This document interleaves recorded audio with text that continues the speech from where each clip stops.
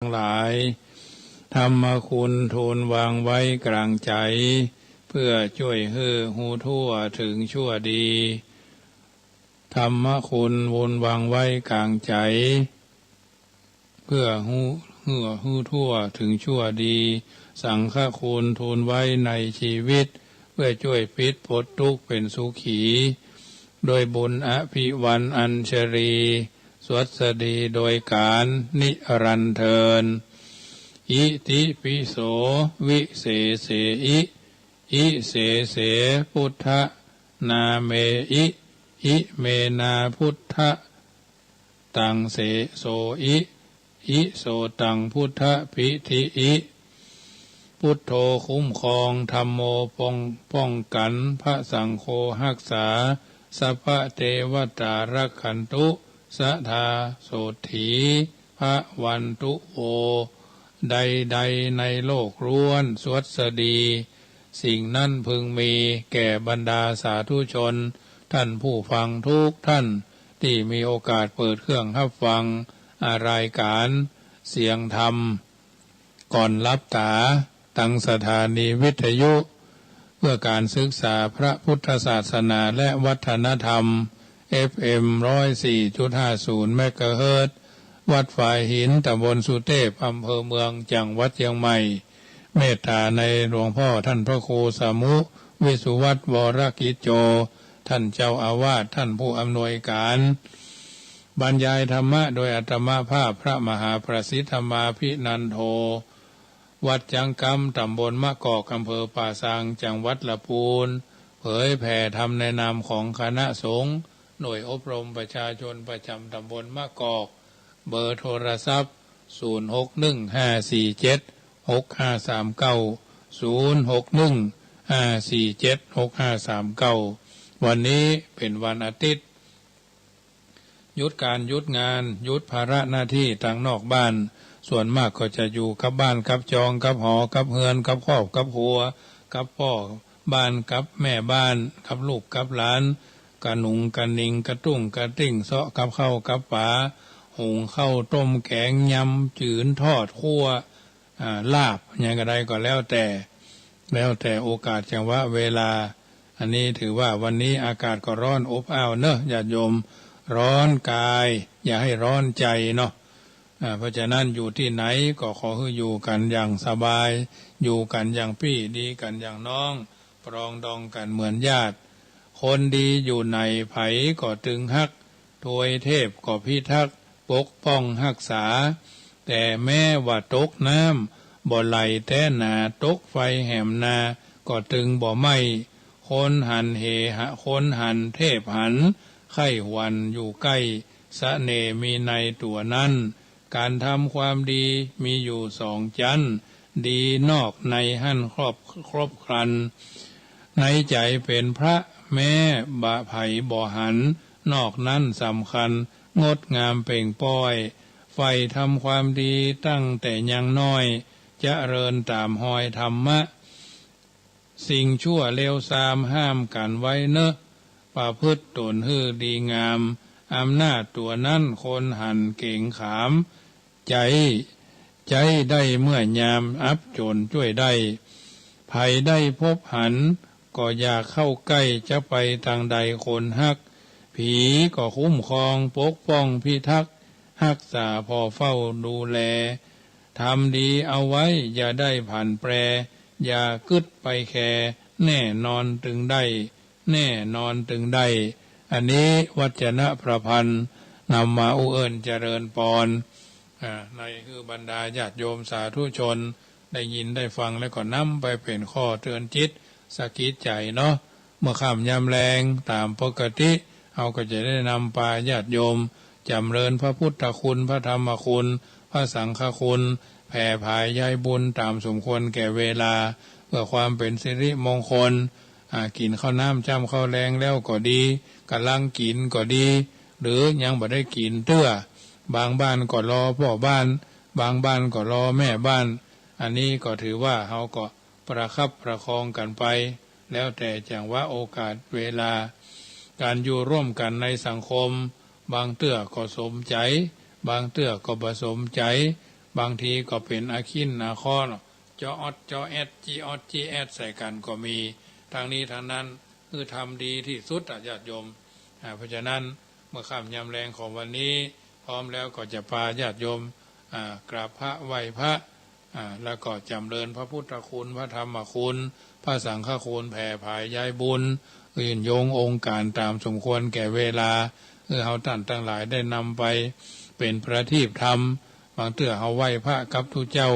บางบ้านบางจองเพื่อนก็เรียบร้อยแล้วรอหยัดน้ำเมียดไม้ตาลแล้วก็จะฟังธรรมะไปสวดมนต์ทุกวันเป็นยานะสวดมนต์เป็นยาทาภาวนาเป็นยากินเนอร์กราบหนึ่งกราบสองกราบสามกราบสี่และก็กราบห้า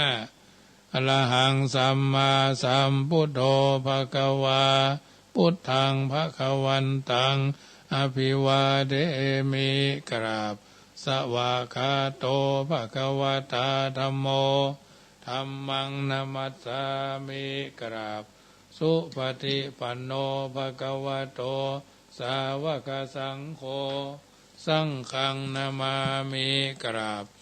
มาตาปิตุโคนังอหังวันตามิกราบโคนูปการีวันตามิกราบกราบพระพุทธกราบพระธรรมกราบพระสงฆ์ต่อไปก็โอกาสขันแก้ว5โกฏากเนอโยสันเนเสโนสาธุโอกาสพันเตคาแด่พระปัญจรัตนาปันแผ่วพระแก้วเจ้าตั้ง5โกฏากาประการอันตรงกุญญาณวิเศษเป็นที่เพิ่งแก่เทเวศและหมู่สัตตาบัดนี้ศรัทธาทายกทายิกาฟังรายการเสียงธรรมก่อนรับตาวิทยุคืน104วัดไฟหินจังจุใหญ่น้อยใจยิงศรัทธาผู้ค้าทั้งหลายตั้งยิงตั้งใจมวลหมู่ได้อยู่ทางบ้านแก่หสถานนั่งเรียบร้อยตามสมควรแก่ฐานะยืนเดินนั่งนอนกินดื่มทำพูดคิดปากันน้อมนมัสการพระแก้วเจ้าตั้ง5โกฏากยกมือ10 นิ้วแทนดอกไม้ธูปเทียนมาวางเวียนไว้เหนือคันปันเป็น5โกฏากพระธรรมวิภาคเบื้องต้นหัวตีผู้ค้าทั้งหลายขอน้อมถวายปู่จ้าสัมมายังพระมุนีตนศักดิ์สวัสดิ์กับทั้งพระบทพระบาทพระเจ้าเจดีย์ไม่สรีมหาโพธิ์มีหลายโกฏนาตุติยาทวนตุติยะภาคาอันทวนสองนั่นเล่างามบ่เศร้าขอน้อมถวายปู่จ้าสัมมายังพระนวโรกุตระธรรมเจ้าเก่าประการอันโอฬารเลิศแล้วอันเป็นพระทิพย์แก้วสองหนทางตะทิยวานขันปุ่นทวนสามงามบ่เศร้าผู้คานนั่นเล่าขอปู่จาอริยสังฆเจ้าทั้งหลายหมายมีพระมหาอัญญาโกนดัญญะโคตรเก้าเงาเอตระหิทราบทอเต้าถึงสังฆาสามุติสังฆเจ้าเป็นปริโยสารจตุทวารทวนสี่งามล้นที่บ่อาจจักสังขยาผู้คานินาน้อมมาเกณฑ์เบนถวายผู้จาสุมายังพระอัฏฐกรรมฐานเจ้าและวิปัสสนากรรมฐานเจ้าดวงวิเศษอันเป็นเหตุคือปัญนะบริษัททั้งหลายได้จูจอดลอดถึงเวียงแก้วยอดมหาเนรปานแต่ดีหลีปัญจโกฏากทวนหาศรัทธาผู้ข้าทั้งหลายขอน้อมถวายปูจายังครูบาอาจารย์เจ้าตนสั่งสอนยังกรรมฐานพระเจ้าพระสงฆ์ก็เกสาโลมานาคาทันโจตะโจมังสังนะหาลูเป็นตนหมายมีพระมหาอันมหากัสสปะเถระเจ้าเป็นเก้าเป็นประธานทาราบต่อเต้าถึงอุปชากรรมวาจาจารย์อนุสาวนาจารย์นั้นใสผู้ข้าทั้งหลายก็นบน้อมไว้และลวดขอสมมาล้างเตื้อผู้ข้าทั้งหลายที่ได้มาได้โอกาสได้ฟังน้ำฟังธรรมได้พิษโดยกายกรรมตั้งกายวจีกรรมกรรมอู้มโนกรรมกรรมกึศได้สลังพังพาดจิตใจตั้งบ่มันหากได้พิษไปโดยสังขารมันหมิ่นสันจิตใจสอดดันบอดดันหุนเพราะการกระทำบุญเป็นการอันยากขอพระแก้วเจ้าตั้ง5โกฏากจงขมาโตสนกรรมมวลมากผู้ข้าทั้งหลายอาจกลัวมีศรัทธาผู้ข้าทั้งหลายก็ยกมืออภิวาทวันตาแนบใจไวสายังพระแก้วเจ้าตั้ง5 องค์จุตนจุองค์ลางเถื่อมีใจหลงพังพลาดได้เกิดถึงฆราวาสเกหสถานบันจองที่อื่นที่ไกลบากอูจาม่วนกำเลนล้วนปาโลก็นับเข้าในเป็นการประมาโตพมาทขอพระแก้วเจ้าตั้งหาโกถากโผดผ่านนี้ล้างเถื่อใดกระทำบ่ดีโดยกายกรรมวจีกรรมมโนกรรมเพื่อกายเป็นนาทิวิปาโกจะได้เป็นปาโลบาปใบโดยกายกรรมวจีกรรมมโนกรรมขอเรื่องต่างหลายฮื้อพิราชกาดกาขอพระพุทธพระธรรมพระสังฆเจ้าผู้ข้าทั้งหลายในวัยใดสาขอสัมมาอย่าได้เป็นโตสาอันใหญ่ไปขวางไขว่ขวางมักกาตางนิวรวานโตดตองขอกลับกลายเป็นห้องอโหสิกรรมขอลดโทษเธอแก่ศรัทธาทั้งหลายทั้งยิ่งตั้งใจน้อยใหญ่จุตนจุองค์จุคนนั่นจุงจักมีเตี้ยงแต่ดีลีแด่เตอกายะตัวเรวจีตัวเรมโนตัวเรสันจิจะโตสังอสันจิจะโตสังอทิตะโตสังอนาคตะโตสังปัจจุบันนะโตสังสัพพังโตสังขามานตุโนนะโมตัสสะภะคะวะโตอะระหะโตสัมมาสัมพุทธัสสะนะโมตัสสะภะคะวะโตอะระหะโตสัมมาสัมพุทธัสสะนะโมตัสสะภะคะวะโตอะระหะโตสัมมาสัมพุทธัสสะพุทธังสรณังคัจฉามิธัมมังสรณังคัจฉามิสังฆังสรณังกัจฉามิทุติยัมปิพุทธังสรณังกัจฉามิ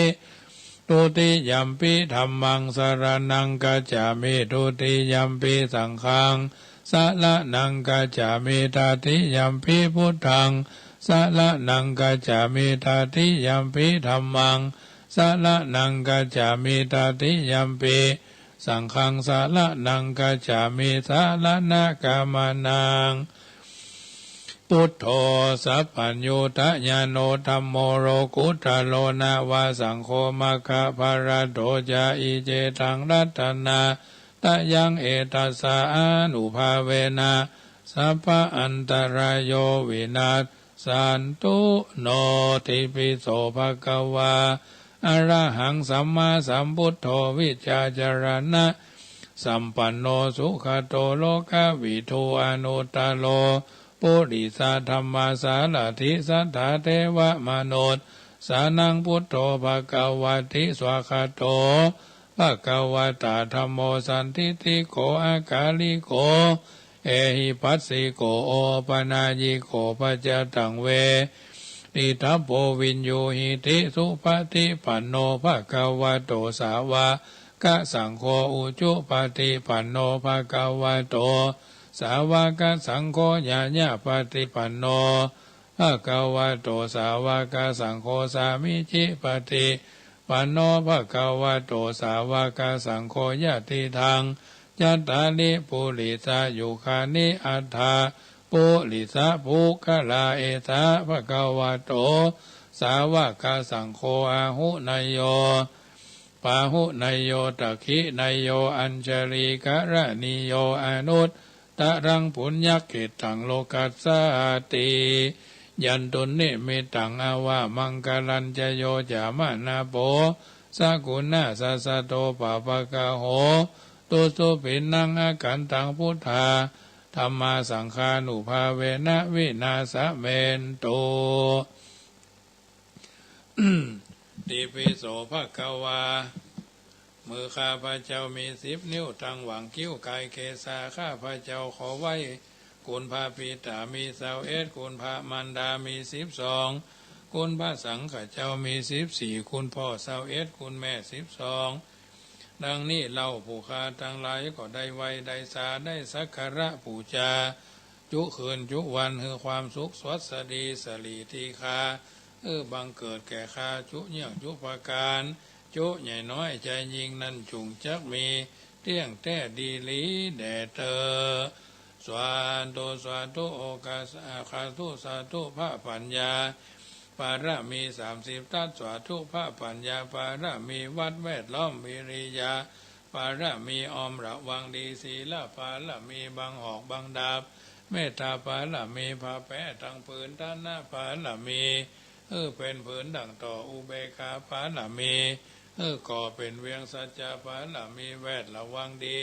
เป็นไม้ไตรคันตีปาระมีกายเป็นออกเป็นดาบบังหน้าไม้และปืนไฟอธิตาหน้าปาระมีพันดาบไปทุกแห่งแข่งแห่งฝ่าฟูงหมู่ม่านผีสางใบเพศทุกทวีปภพที่ปังไฟนี้นั่งทอดนีอัศจรรย์โสสะเหมือนฟันอยู่ข้างน้ำนาเตนองกวางตอกกวางแตกที่ฟ้องด้านนองระนอกกลายเป็นเขาตอกดอกไม้ถวายปู่จ้าพระแก้วแก่นไทยสตันพระพุทธังจงมาภายโปรดอนุญาตโทษโปรดผู้ฆ่าแท้ดีหลีแม่ธรณีออกมาหีดมวยผมอยู่ที่ธาตุจ้างให้ขายขายจังงาซับดินพ้นน้ำนาทีลงพัดภายโคจ้างภายหักทบเต้าพญามารห้องอ่าวปูนขัวกับยอมือคืนตูนหัวใส่เกาผู้ข้านี่ดูว่าได้ลูกเป็นลูกศิษย์พระพุทธเจ้าตนมีสมบุญสมปานอันมากนักพระพุทธเจ้าจึงตั้งพระปัญญาปานละมีไว้เก้าจันตั้งไว้ตั้งนาก็ได้เก้าจันตั้งไว้ตั้งหลังก็ได้เก้าจันตั้งแต่หัวแผ่วตีนก็ได้เก้าจันตั้งแต่ตีนแผ่วหัวก็ได้เก้าจันแสนวาลูกปืนจักมาสะเมื่อเหมือนฝนแสนหาก็บ่มีมาจากไกลใดข้าพระเจ้าเลยได้ชื่อว่าพุทธคุณังธรรมะคุณังสังฆคุณังพุทธอินตาธรรมะอินตาสังฆอินตาอัสสหับแม่ธรณี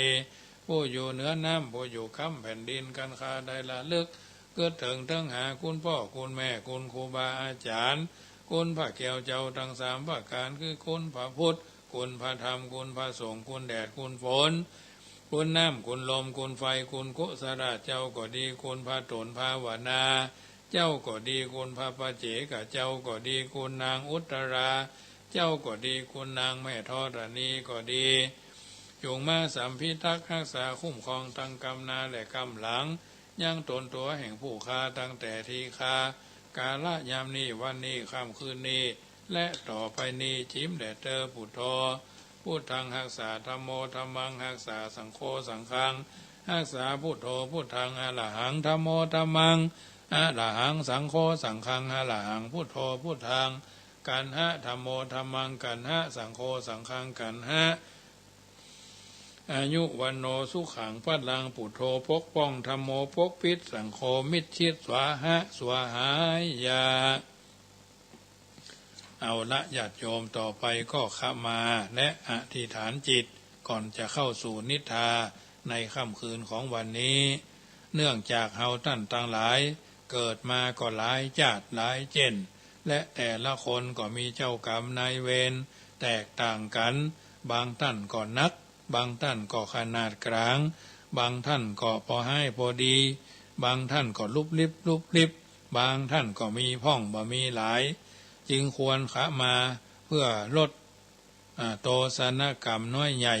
จะได้เป็นนิวรธรรมกรรมอันแก่นกล้าปลดหนี้กรรมให้น้อยลงคำอธิษฐานต่อหน้าพระพุทธพระธรรมพระสงฆ์ก่อนเขาจะนอนก่อนเขาจะหัวลงหมอนบุบหมอน3 กำบ่มเสกหมอนกิงกรณาคะเตสิกิงกรณาคะเตสิเป่าหมอนแล้วก็รับก่อนจะรับจะนอนเนาะว่าตั้งนะโม3 จบว่านะโมตัสสะภะคะวะโตอะระหะโตสัมมาสัมพุทธัสสะนะโมตัสสะภะคะวะโตอะระหะโตสัมมาสัมพุทธัสสะนะโมตัสสะภะคะวะโตอะระหะโตสัมมาสัมพุทธัสสะสัพพังอภะราทังขามะทะเมพันเตโอกาสะทวารัตเยนะกะตังสัพพังอภะราทังขามะทะเมพันเตโอกาสะขามามิพันเตหากข้าพระเจ้าจงใจหรือปมาทะพังพลาดล่วงเกินพ่อแม่ครูบาอาจารย์พ่อเกิดแม่เกิดผู้มีพระคุณพระพุทธพระธรรมพระสงฆ์พระอรหันตทุกองค์อริยสังฆเจ้าได้เล่าหน้าจาขวัญเล่าขวัญพ่อเล่าขวัญแม่เล่าขวัญพี่อ้ายตายหัว เล่าขวัญครูบาอาจารย์พระเจ้าพระสงฆ์องค์สามเณรหู้จักก็ดีบ่หู้จักก็ดีได้หันในเฟซในไลน์ได้วิพากษ์วิจารณ์ได้สันจิจะตั้งใจก็ดีอาสันจิจะมาได้ตั้งใจก็ดีได้อวดหูได้อวดลวกได้อวดเฉลียวฉลาดได้อวดดีเลี่ยมปลายปีกตลอดจนล่วงล้ำกำเกินสิ่งศักดิ์สิทธิ์ทั้งหลายรวมถึงผู้มีพระคุณเคยฮื้อเข้าน้ำกำป้อนได้แนะนำพร่ำกล่าวเจ้ากรรมนายเวรจักด้วยกายวาจาใจก็ดีก็จะขออโปรดอโหสิกรรมแก่ตัวข้าพระเจ้าโดยหากข้าพระเจ้ามีของในตัวติดตามลำตัวมีองค์มีอย่างว่าไปเสาะหาตามขอนกระด้างท่านกล่าวก็ขออนุญาตมีคู่ครอบครัวได้เหมือนเดิมปกติทั่วไปขอถอนคำอธิษฐานได้ไปสัจจะว่าข้าพเจ้าซื้อลอตเตอรี่ข้าพเจ้าซื้อใต้ดินได้เต้าอันจะฮื้อเต้าอี้ได้เต้าอี้จะฮื้อเต้าอันได้กล่าวกรรมที่มันผสมควรได้ไปสัจจะสัญญาถ้าข้าเจ้าขายได้ตรงนั้นตรงนี้ต่อพระเจ้าพระสงฆ์พ่อหมอแม่หมอขอนกระด้างในทิศทั้งสี่เมินมาก็ดีได้จำได้ก็ดีไม่ได้จำได้ก็ดีในอดีตในปัจจุบันต่างๆเป็นอิสระแก่กันที่กันข้าพเจ้าจักประพฤติในทางที่ถูกที่ชอบที่ควรขอบุญบารมีในอดีตการผ่านมาถึงปัจจุบันการจงส่งผลให้ข้าพเจ้าและครอบครัวตลอดจนบริวารลูกน้องป้องฝ่ายเกี่ยวข้องกันเกี่ยวข้องปองดองกันจุงเจริญด้วยอายุวันนะสุขะภะละลาภยศสุขสรรเสริญสติปัญญาปฏิภาณทนาสารอุปสรรคโรคภัยใดๆขอให้มาลายเสี่ยงศูนย์หายศูนย์เข้าดินเข้าหญ้าขอให้ข้าพเจ้ามีความสว่างกระจ่างแจ้งทั้งทางโลกทั้งทางธรรมตั้งแต่ทลาปัจจุบันนี้จนเข้าสู่นิพพานเมื่อข้าพเจ้าจะดับจิตจากมนุษย์โลกขอให้ข้าพเจ้ามีสติสัมปชัญญะอย่าได้ทรมานอย่าได้ตกหลักกรรมดำบากขอให้รับไปสบายเหมือนพระพุทธาที่ไว้เข้าสู่นิพพานหากมีผู้ใดเคยสร้างกรรมกทำเวรต่อข้าพเจ้าสันจิจะตั้งใจก็ดีสันจิจะได้ตั้งใจก็ดีว่าชาตินี้ชาติหน้าพบนี้พบหน้าข้าพเจ้าก็ขออโหสิกรรมขอถอนความพยาบาทความอาฆาตความจางเวรแจ้งจักหักกระดูกในทุกภพทุกชาติขอให้กลายเป็นดีให้ข้าพเจ้าและท่านผู้เป็นคู่กรณีกับข้าพเจ้าทั้งมีตัวมีตนบ่มีตัวบ่มีตนก็ขอให้ท่านเหล่านั้นอยู่สุขสบายขอให้พ้นจากนรกกะภูมิพบแสงสว่างแต่พระนิพพานทางธรรมทุกคนทุกท่านนั่นจุงจักมีเตี้ยงแท้ดีหลีแด่เตอนี่คือคำอธิษฐานมันมีเงากว่านี้ญาติโยมอาตมาภาพก็เอาเท่าที่เอามาได้อธิษฐานไปจะปรับเปลี่ยนไปเรื่อยๆนะญาติโยมไม่ใช่เอามาซ้ำเนาะเพราะฉะนั้นฟังไปเรื่อยๆบัดซ้ำเก่าเนาะบัดใช่น้ำพริกถ้วยเก่านะบัดนั่งกินข้าวเขายังมานั่งอยู่ที่เก่าเนาะเพราะฉะนั้นอันนี้นำมาเอื้อนเจริญปอนโยมพ่อโยมแม่โยมพี่โยมป้าโยมโยมอาทั้งหลายฟังไปไตรตรองไปก่อนจะรับจะนอนคนเฮาตั้งแต่เจ้ายืนค่ำมาเดี๋ยวนี้ก็ทุ่มปลายเนาะก็เดี๋ยวก็สักบึดสักเมื่อเฮาก็จะหาวเฮาก็จะใครรับใครนอนเฮาบางทีบางครั้งเฮาไปเปิดห้องว่าเหนื่อยการเหนื่อยงานเพียการเพียงานเครียดการเครียดงานเนาะงานในบ้านงานนอกบ้านบางทีบางครั้งโลกส่วนตัวเนาะเฮาก็จะต้องมีไปเอาอย่างกันนักกันหนากับการกับงานพอรับพอดีคนมิใช่เครื่องจักรต้องการความรักและความเห็นใจนะญาติโยมต้องทำความเข้าใจเอามาถึงวันนี้แล้วอันยังก็เริ่มปลดปล่อยวางถ้าเฮาว่าบัดได้มันก็ถึงบัดได้ถ้าเฮาว่าได้มันก็ถึงได้อันเนี้ยเป็นวลีคำกล่าวบัณฑิตชนคนผู้รู้ ท่านกล่าวเอาไว้แม้แต่องค์สมเด็จพระสัมมาสัมพุทธเจ้าเปิ้นก็ถึงตรัสตัดไว้เหมือนกันเมินนานมานักแก่เพราะฉะนั้นเรื่องต่างๆที่เราอยู่ในสังคมเราจำเป็นจะต้องทำความเข้าใจว่าทุกสิ่งทุกอย่างมันมีเริ่มต้นเบื้องต้นเพราะฉะนั้นถือว่าเราท่านทั้งหลายได้กระทำบำเพ็ญให้เป็นไปในการดำเนินชีวิตเพื่อให้เราท่านทั้งหลายอยู่ในสังคมแห่งการอยู่ร่วมด้วยช่วยกันเนาะร่วมด้วยช่วยกันอยู่ดีมีสุขอยู่สุขสบายกันทั่วหน้าถ้าเอาบาดร่วมด้วยช่วยกันแล้วก็จะเกิดเป็นประโยชน์กับกันมาได้เพราะเขาอยู่กันอย่างพี่ดีกันอย่างน้องปรองดองกันเหมือนญาติชาติประเทศเขาก็จะเจริญอย่าให้คนที่เขาฮักต้องรอคอยและก็ต้องลอยคอเนาะต้องอยู่กันในสังคมแห่งการเริ่มต้นดีชีวิตเขาก็จะพบกับความดีถ้าเริ่มต้นบัดดีเขาก็จะเจอกับสิ่งบัดดีอย่าทำให้การปรับปรุงตนเองเป็นเรื่องน่าเบื่อแต่จงทำให้กลายเป็นเรื่องที่สนุกสนานปรับปรุงตัวเองยืนเดินนั่งนอนกินดื่มทำพูดคิดหากเป็นความโกรธและความหันแก่ตัวของตนก็อย่าไปรังเกียจชิงชังตัวเก่าแต่จงระลึกหูเพื่อเฝ้าระวังสำรวมกายวาจาบ่ฮื้อละเมิดสิทธิของคนอื่นงานฝึกใจเป็นเรื่องยากทั้งยากเย็นและยากยิ่งนะการฝึกนะงานฝึกใจเป็นเรื่องยากทั้งยากเย็นและยากยิ่งนะต้องใจถึงเวลาความอดทนใจความเข้าใจหลายเรื่องหลายหลากหลายสิ่งหลายประการโทษตัวเองคือนักก็กลายเป็นความทุกข์ท้อเข้าข้างตัวเองนักก็กลายเป็นอัตตาสิ่งสู่อันตรายการมีสติเพื่อยอมรับตัวของเฮาอย่างที่เป็นจึงเป็นสิ่งสำคัญเริ่มต้นด้วยความไว้วางใจคือเชื่อมั่นว่าเฮาเป็นคนดีกว่าเดิมได้เชื่อมั่นว่าท้ายที่สุดแล้วเฮาจะรอดพ้นไปจากอำนาจของกิเลสได้จากนั้นจึงเริ่มฝึกความหันอกหันใจคนอื่นฝึกมีชีวิตที่เรียบง่ายสะดวกนักแต่อย่ามักง่ายนะสันโดษเสียสละในสิ่งเล็กๆน้อยๆเป็นนิสัยรักษาหน้าที่มีความฮักมีความภูมิใจในการงานโดยปราศจากความโลภไปงกงานไปเมางานไปบ้างานบ้าการบ้างานบ้ากินบ้านอนบ้าแอวบ้าเที่ยวเนาะฝึกสำรวมกายสมควรเวลาพักก็คือพักญิหาไปหิมตาย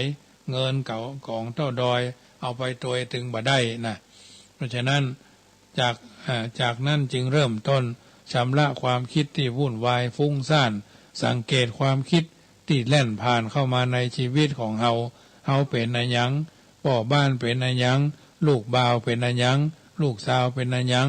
ลูกน้องเป็นยังใดลูกคนร่วมงานเป็นจะใดมีพื้นฐานสงบกะเดียวก่อนนั่นก่อมได้อันนี้ก็นี่ก่อมดีบ้าหอบฟางบ้าขึ้นบ้าล่องเกินพอดีนะญาติโยมบางเตื้อบางครั้งเปิ้นถึงบอกว่าหน่วยนักก่อนนักกิ่งกำคืดยิ่งก่อนนักตัวเฮาจะบ้าไปถึงไหนจะตายค่าการค่างานกะจะตายค่าโต๊ะทำงานกะมีเฮาก็โง่เพราะฉะนั้นญาติโยมท่านผู้ฟังทั้งหลายเปิ้นบอกว่าพยายามเจริญสติด้วยการซ้อมตายของแต่ละคนนะก่อนนอนจุงชำระร่างกายแต่ละคืนนะสวมใส่เสื้อผ้าสะอาดและสบายนึกถึงพระพุทธนึกถึงพระธรรมนึกถึงพระสงฆ์เพื่อน้อมจิตคือความนุ่มนวลจากนั้นจุงนอนเหยียดตัวตรงจัดร่างกายของเฮาคือเหมือนศพรับรู้เรื่องความนักของร่างกายรับรู้ถึงความหยาบรับรู้ความเป็นก้อนธาตุรับรู้ในความรู้สึกว่าเฮาบ่ต่างอันหยังกับต้นไม้เวลาเฮารับเฮาบ่ได้สติแล้วจากนั้นจงรู้สึกรู้ถึงสิ่งรอบตัวเวิ้งอากาศความคิดความเงียบสิ่งส่งผ่านความรู้สึกไปยังสิ่งเหล่านี้ วันหนึ่งว่าเขาคือสายลมที่เบาบางทำอย่างนี้สักบึดจนจิตสัมผัสได้ถึงความเบิกบานคือพระรัตนตรัยที่เปิ้งปลุกจิตด้วยวิปัสสนาหันแจ้งพอเอาตาในพอตานอกเอาตานอกพอตาในนะ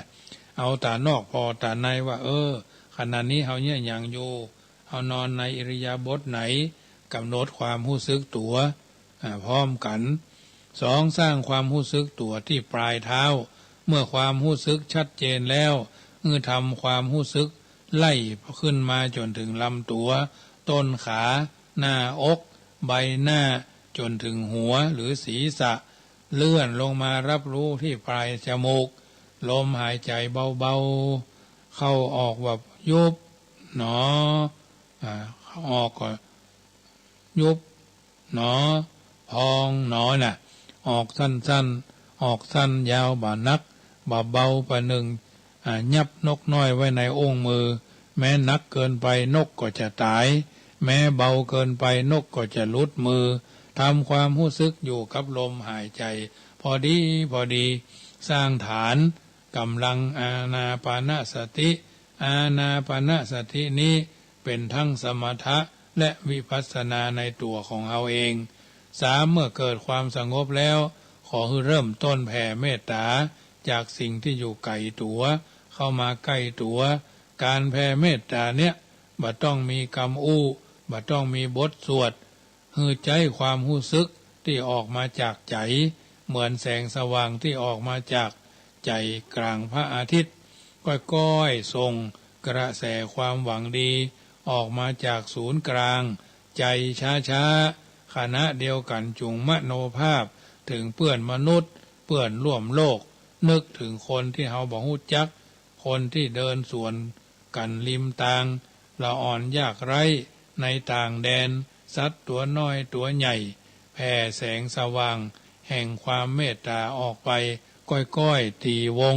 เข้ามาใกล้ตัวเฮานักขึ้นมโนภาพถึงครูบาอาจารย์เคยสั่งสอนอบรมชี้นำพระกรรมฐานเปื่อนฝูงที่ดีที่แนะที่เป็นกำลังใจเฮาด้วยดีมาตลอดคนที่ให้โอกาสทั้งนักทั้งน้อยทั้งได้ด้านกรรมอู้กรรมเกาะกรรมบอกวัตถุสิ่งของสร้างความรู้สึกประหนึ่งว่าเนี่ยคือครั้งสุดท้ายที่เราจะได้มีโอกาสนึกถึงเขาเหล่านั้นถ้าอายุนักก็จะทอนเปิดห้องว่ารีเซ็ตเนาะรีเซ็ตหรือรีเทิร์น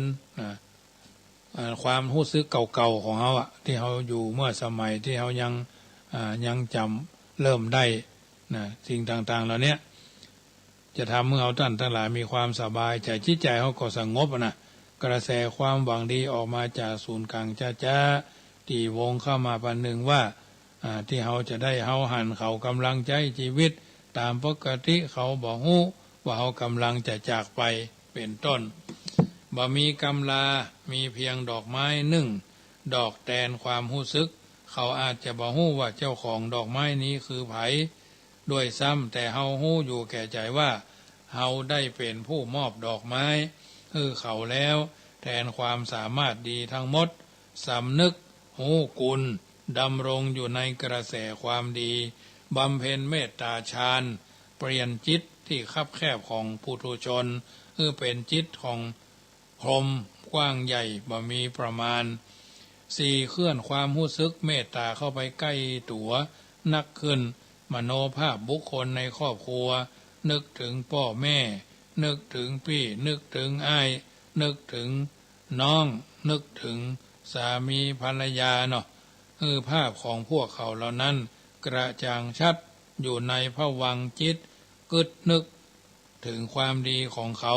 กึดนึกถึงความเมตตาที่เขามีกึดนึกถึงรอยยิ้มกึดนึกถึงเสียงไข้หัวเสียงหัวเราะความสุขที่ได้กระทำร่วมกันมาจับความรู้สึกให้ชัดแล้วดำดิ่งลงไปในความรู้สึกเหล่านี้กำหนดรวบความรู้สึกทั้งหมดไว้ที่ศูนย์กลางใจ แล้ววางความปีติสุขทั้งหมดไว้ตรงนั้นอย่าได้นำติดตัวไปบ่ต้องเสียใจบ่ต้องรู้สึกผิดบาปใดๆส่งผ่านกรรมขอโทษขอบคุณความฮักทิ้งความรู้สึกทั้งหมดในด้านสว่างและคุณงามความดีไว้ตรงนี้จากนี้เราจะบ่เอาความรู้สึกใดๆมาติดตัวไปแถมทิ้งความฮักทั้งความฮักความเศร้าความดีความชั่วนะเราจะเดินไปสู่จิตที่อยู่เหนือความดีและความชั่วจิตที่เป็นโลกุตตรธรรมเป็นการเคลื่อนจิตไปสู่ความเป็นกลางอย่างถึงที่สุดพิจารณาความบ่เที่ยงด้วยมรณานุสติหรือมรณานุสติเปลี่ยนจากโลกิยภูมิสู่โลกุตรภูมิประการที่ห้าเมื่อละทิ้งความรู้สึกด้านเม็ดมืดเม็ดสว่างไว้ที่โลกแห่งสมมุติบัญญัติแล้วจงทำความรู้สึกที่ร่างกายแถมข้างหนึ่งอย่างเป็นกลางขณะที่เฮาบ่ใจเฮาบ่ใจเฮาแหมต่อไปแล้วเฮานึกถึงผู้รู้คือผู้รู้อย่างเป็นกลางเพ่งเข้าไปที่กายในกายโดยใช้กำลังสมาธิทั้งหมดไล่พิจารณาตัวเองตั้งแต่ผมขนเล็บฟันหนังจนถึงปลายเท้าใช้กำลังจิตโดยการนิ้วนำความคิดแยกย่อยร่างกายออกเป็นส่วนๆเช่นขนผมเล็บเขี้ยวหนังสร้างมโนภาพว่าตัวเองก็คือซากศพที่มีสภาพแข็งทื่อก้อยๆอืดก้อยๆปองใกล้ปองเนาะเขียวคล้ำก้อยๆเน่ามีหนอนซ้อนใจในทั่วสะพังกายมีน้ำเลือดน้ำหนองเสมหะอุจจาระปัสสาวะเนาะไหลออกมาทวารทั้งเก้าคือตาสองหูสองหูดังสองปากหนึ่งช่องปัสสาวะหนึ่งช่องอุจจาระหนึ่งนะทวารทั้งเก้านะตาสองข้างหูสองข้างจมูกสองข้างปากหนึ่งปากปัสสาวะหนึ่งอุจจาระหนึ่งนะกำหนดวิปัสสนาดำดิ่งลงจนหันถึงความโสโครกของกายตามความเป็นจริงจนหันว่าร่างกายนี้เป็นเพียงธาตุสี่ธาตุดินธาตุน้ำธาตุไฟธาตุลมจุ่มนมรวมกันรวมสมาธิสู่ความว่างเพื่อกำหนดสู่อสุภกรรมฐานประการที่หกคือพิจารณาในการพิจารณาเนี้ยจิตจะพิจารณาไปเรื่อยๆตามแต่ความพอใจของมันอย่าได้กำหนดเวลาปล่อยให้มันเป็นอิสระช่วงเวลาในการพิจารณาบ่จำเป็นต้องเมินแต่ต้องเป็นไปด้วยความกระจ่างชัดแจ่มใสนอกจากสมาธิแล้วขอให้มีความเบิกบานในธรรมะเป็นเครื่องหล่อเลี้ยงแม้เกิดความสลดหดหู่ย่อมหมายความว่าเฮาบ่ได้คุมจิตยังความเป็นกลางแต่แรกถือว่าเป็นการทำทิศผิดทาง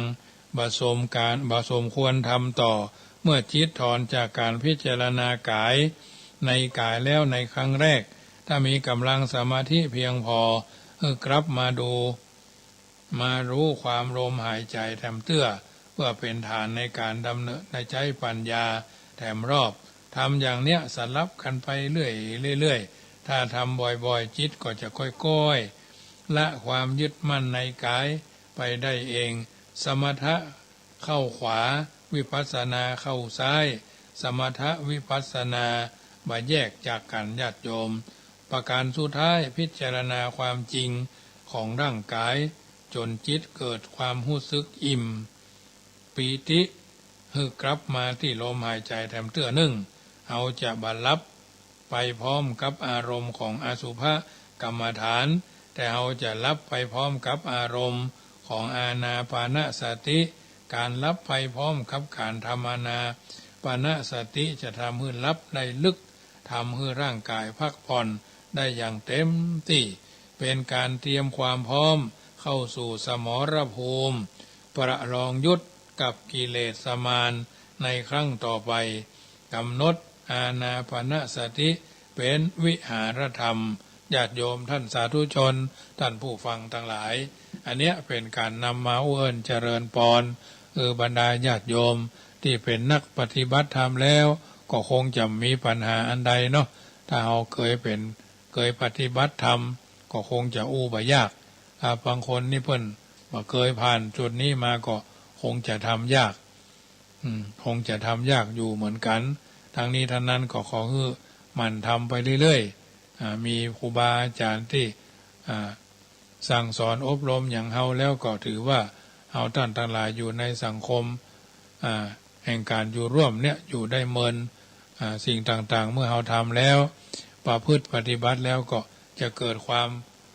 เปิดห้องว่าม่วนอกม่วนใจสบายอกสบายใจ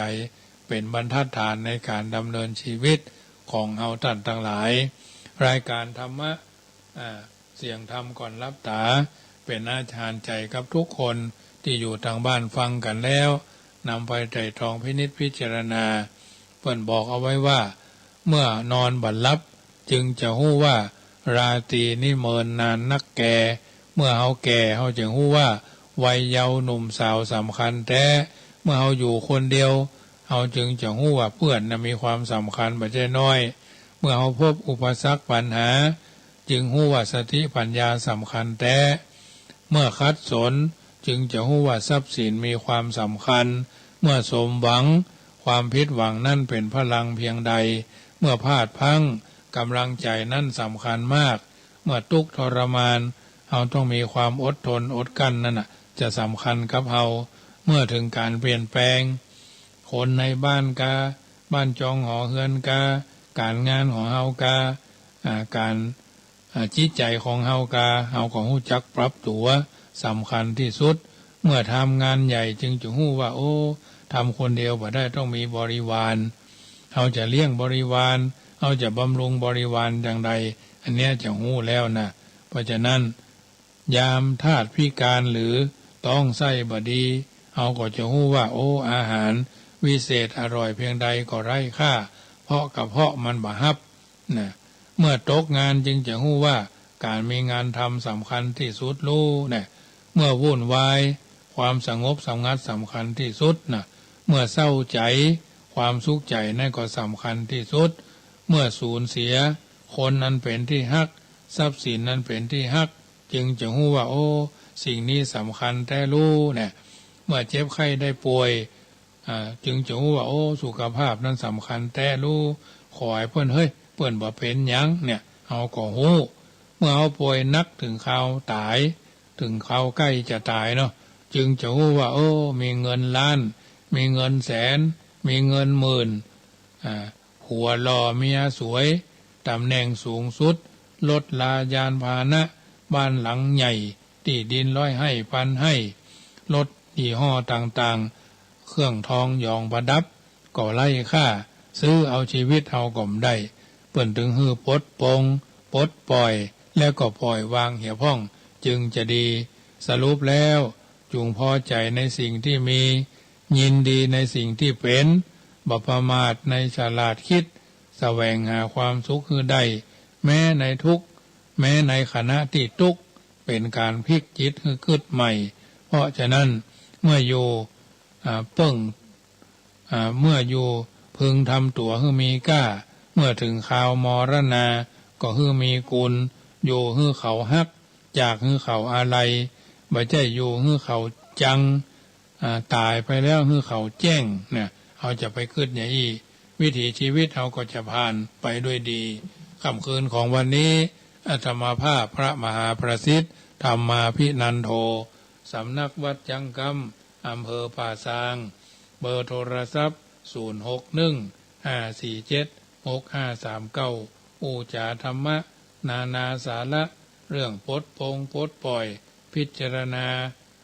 ในตัวนอกตัวกายในกายนอกอิริยาบถของเฮาท่านทั้งหลายผมขนเล็บฟันหนังตาหูจมูกลิ้นกายใจมันจะได้เท่าใดจะเมินเท่าใดไม่ต้องไปคำนึงถึง ทำวันนี้คือดีวิถีชีวิตเอาก็จะการคงรุ่งเรืองไปตามลำดับก่อนจะเปิดสายหน้าไมค์คือญาติโยมโทรกันเข้ามาเป็นกำลังใจ